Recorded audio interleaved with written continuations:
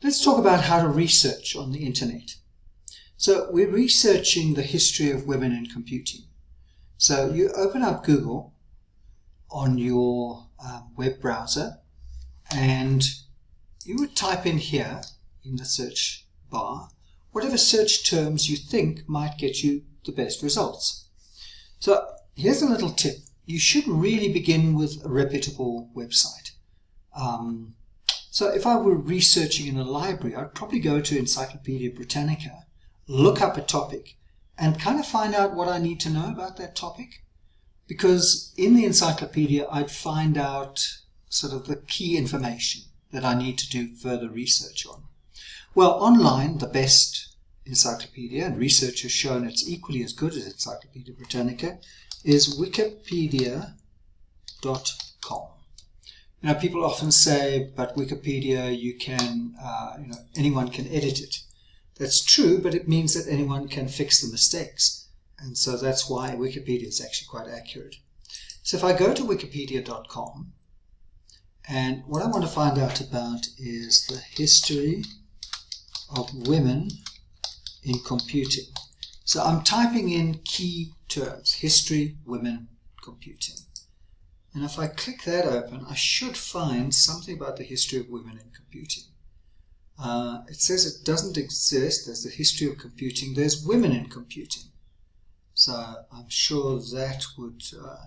timeline of women in computing. Well, let me choose women in computing. And you'll notice here it gives you some of the history, 1700s, 1800s, 2010s, gender gap in computing, awards, organizations, further reading, external links.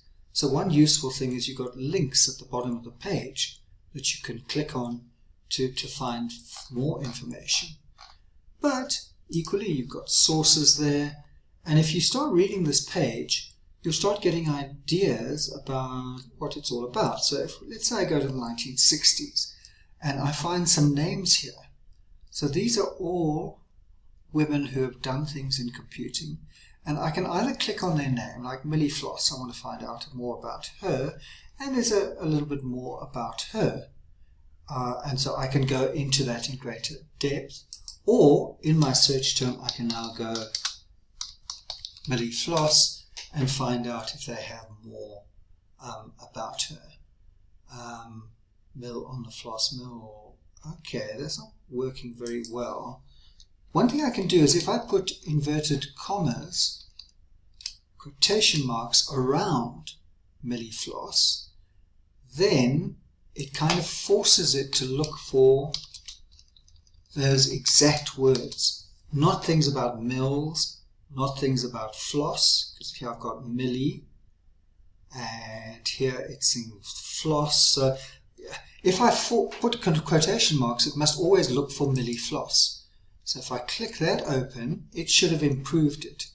So now images for Millie Frost. I'm still not getting I don't think she's that famous. So let's try someone else if we go back a bit. So I may have picked the wrong person. Adele Goldberg, for example, and I can find out quite a lot about her.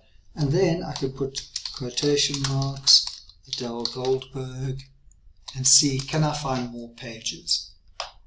So Adele Goldberg, so there was a film about her. Okay. Problem seems to be there's not a lot of information about women in computing. That's something we're going to have to put right.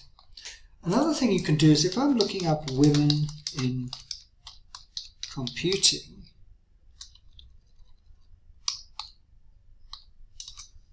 and I search that in, I've got women in computing, associations, women in computing. So it's really quite well.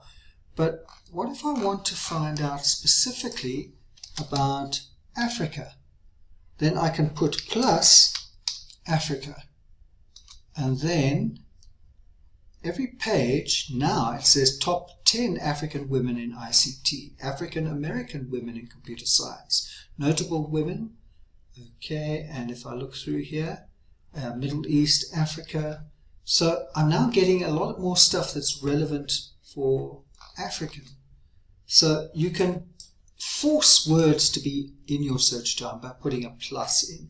If you use these techniques, you should get much closer to what you want.